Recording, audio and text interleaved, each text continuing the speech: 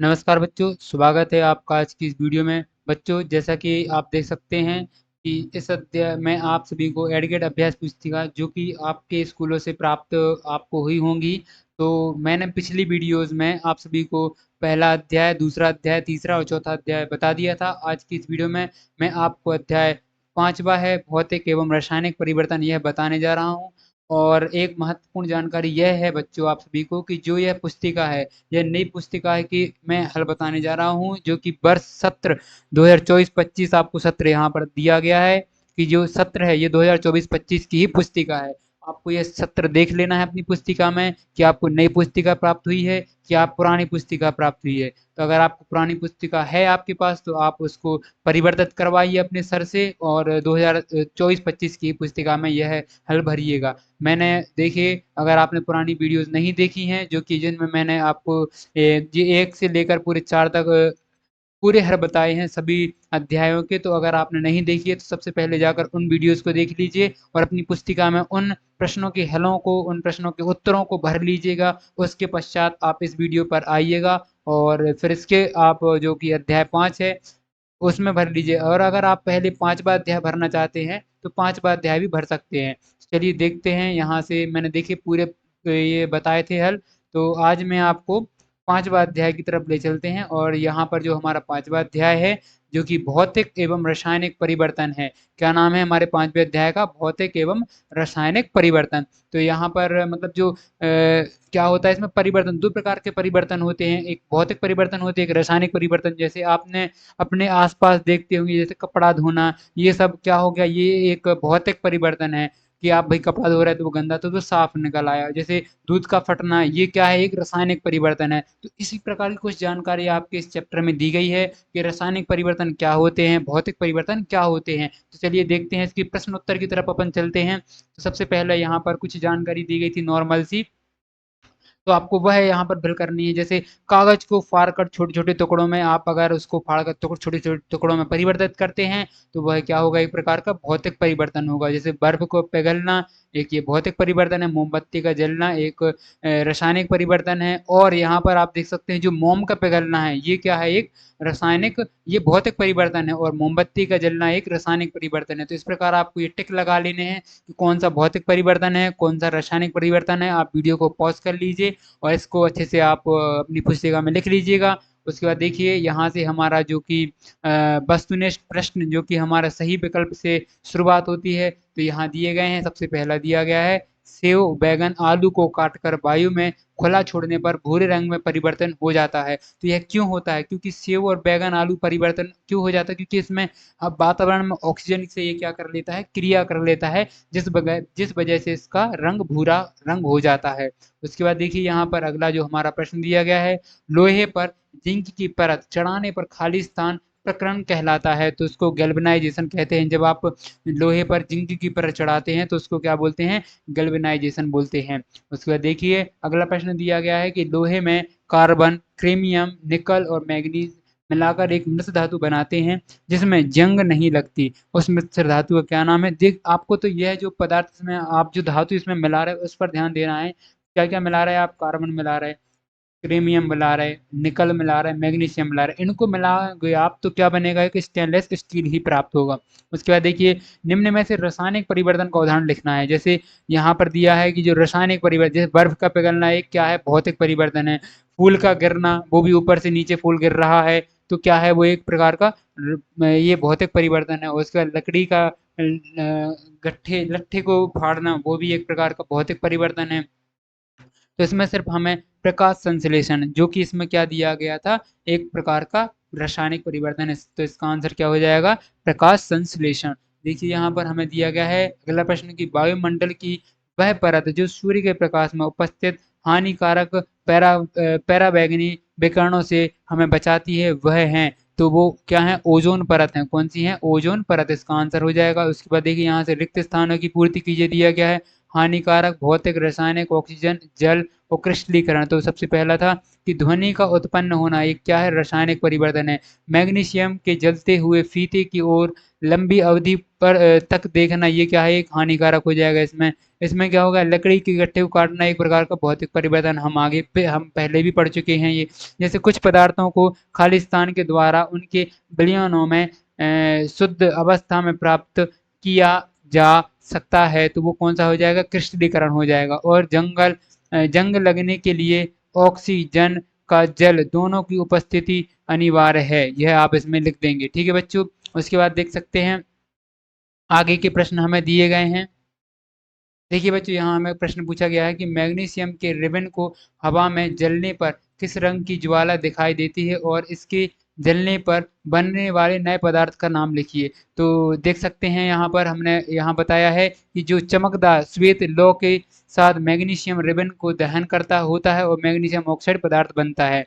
और देखिए अगला प्रश्न यहाँ पर दिया गया है हमें कि अपने घरों में पानी की आपूर्ति के लिए उपयोग होने वाली लोहे के पाइप और पीवीसी के पाइप में से किसका उपयोग करेंगे? तो पीवीसी के पाइप के माध्यम से ले जाने जाने वाले पानी या रसायनों में रोगजनक का जोखिम कम होता है। शीशा, लोहा, तांबा, स्टील इत्यादि जैसे धातु के पाइप अक्सर परिवहन की जाने सामग्री में रसायन छोड़ देते हैं। तो देखिए चौथा वाला प्रश्न यहाँ पे पूछा गया है कि पूछो ने एक परख नकीली में चूने का पानी मिलाया, तो उसका आंसर ही हो जाएगा। ठीक है बच्चों, आगे देखिए अगला हमें प्रश्न दिया गया है पांचवा कि आप यह कह सकते हैं कि फलों का पकना एक रासायनिक परिवर्तन है। तो आपको इसका उदाहरण लिखते हुए समझाना था कि जो एक फल है उसको पकने के चरण में परिवर्तन होते, जैसे रंग का परिवर्तन, फलों का रासायनिक संरचना, फलों की शर्करा स्तर पर वृद्धि हो और फल को मीठा हो जाना। देखिए छठवा दिया गया था यहाँ कि पहेली ने देखा कि पानी को उबालते समय कुछ पानी भाप में बदल गया, तो बताइए कि इसमें कौन सा परिवर्तन हुआ? तो ये कौन सा परिवर्तन हुआ? इसमें भौतिक परिवर्तन हुआ। देखिए बच्चों, यहाँ से हमारे लघु उत्तरीय प्रश्न स्टार्ट होते हैं। किसी कागज को काट कर टुकड़े जो कि क्या हम कर रहे हैं? काट कर उसके टुकड़े को परिवर्तित कर रहे हैं, मतलब भौतिक परिवर्तन है एक प्रकार का। लेकिन कागज को जलाना एक क्या है? रासायनिक परिवर्तन। तो ऐसा क्यों है? कारण स्पष्ट कीजिए। तो ये रासायनिक परिवर्तन है क्योंकि इस प्रक्रिया में राख बनती है जो एक नया यौगिक है। आप सभी को यह जानकारी होनी चाहिए, सबसे पहले यह पता रहना चाहिए कि जो रासायनिक परिवर्तन होता है उसमें क्या होता है? एक यौगिक परिवर्तन बनता है। जैसे यहाँ पर अगर हम कागज को फाड़ते हैं तो कागज ही रहेगा, उसमें नया यौगिक तो नहीं बन रहा। परंतु अगर आप कागज के टुकड़े को जलाते हैं तो उसमें क्या बन रहा है? राख बन रही है जो एक प्रकार का क्या है? एक नया यौगिक है। तो इस प्रक्रिया के दौरान कार्बन डाइऑक्साइड भी निकलती है, तो यह क्या हो जाएगा? रासायनिक परिवर्तन हो जाएगा, जो कि एक परिभाषा को प्रभाव वो कर रहा है। ठीक है, इस प्रकार आपको लिख देना है। उसके बाद इसमें देखिए पूछा है कि भौतिक और रासायनिक परिवर्तन में अंतर स्पष्ट कीजिए। तो भौतिक परिवर्तन क्या होता है? ये प्रतिवर्ती होते हैं और कोई नया उत्पाद नहीं बनाते हैं, जबकि जो रासायनिक परिवर्तन होता है ये अपरिवर्तनीय होता है और नए उत्पाद इससे बनते हैं। और देखिए नौवां प्रश्न यहाँ हमें पूछा गया है कि कॉपर सल्फेट विलयन में लोहे की कील डालने पर विलयन का रंग हरा हो जाता है, क्योंकि लोहे कॉपर की तुलना में ज्यादा अभिक्रियाशील होता है और कॉपर सल्फेट के विलयन में कॉपर व्यवस्थित कर देता है इसको। ठीक है, तो इस प्रकार आपको लिख लेना है। और बच्चों देखिए हमारा अगला प्रश्न जो पूछा गया है 10वां प्रश्न है कि रासायनिक परिवर्तन में उत्पाद के अतिरिक्त और कौन कौन सी घटनाएं हो सकती हैं? तो इसमें यह लिखना था। तो इसमें हमने देखिए लिखा है कि जो रासायनिक परिवर्तन में उत्पादन बनाने के अलावा उसमें कई घटनाएं हो सकती है, जैसे ऊष्मा निकल सकती है, या फिर ध्वनि का उत्पादन हो सकता है, या गंध का आपको पता चल सकता है, कोई एक प्रकार की गंध आए, या फिर रंग में परिवर्तन हो सकता है। कब? जब आप कोई एक रासायनिक परिवर्तन करते हैं उस समय।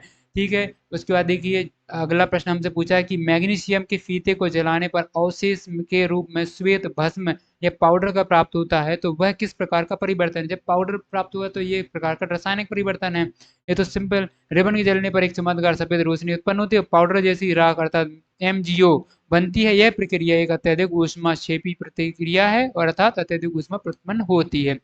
इसके बाद यहाँ से हमें लघु उत्तरीय प्रश्न पूछे गए हैं बच्चों, जैसा कि 12वां प्रश्न है, लोहे में जंग लगने के लिए आवश्यक परिस्थितियां क्या हैं? रासायनिक समीकरण द्वारा जंग लगने की प्रक्रिया को स्पष्ट करें। तो लोहे में जंग लगने के लिए ऑक्सीजन और पानी की मौजूदगी जरूरी है। जब लोहा पानी और ऑक्सीजन के संपर्क में आता है तो जंग लग जाती है, और जंग लगने की प्रक्रिया एक रासायनिक प्रक्रिया है जिसमें लोहा क्या होता है, ऑक्सीजन होकर आयरन ऑक्साइड बनाता है। जैसे ये आपको इक्वेशन दी गई, इस इक्वेशन को आपको याद कर लेना है और अपनी पुस्तिका में लिख लेना है। चलिए अगला प्रश्न देखते हैं जो कि हमारा 12वें का वाह है।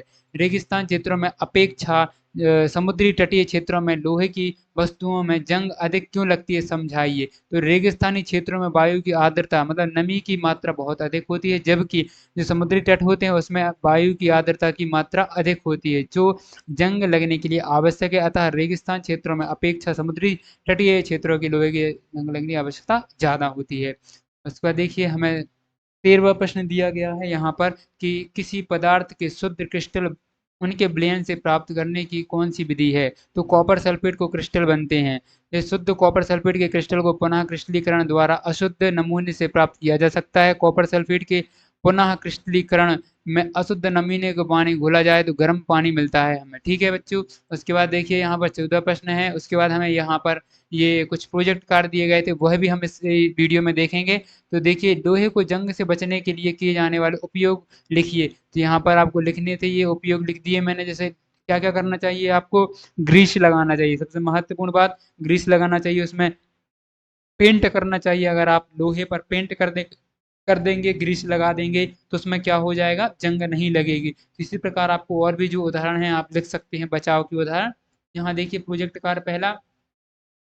तो प्रोजेक्ट कार्य पहला पूछा गया था कि जो आपके आसपास होने वाले 10 परिवर्तन लिखने थे। तो देखिए मैंने परिवर्तनों का सूची यहाँ पर पूरी बना दी है। जैसे पहला वाला बर्फ का पिघलना, ये क्या है, भौतिक वर्षा से पानी बनना। ये सब आप वर्षा में मोमबत्ती, रासायनिक, ये पूरे आप लिख सकते हैं। वीडियो को पॉज कर लीजिए और अच्छे से आप इसको लिख लीजिए।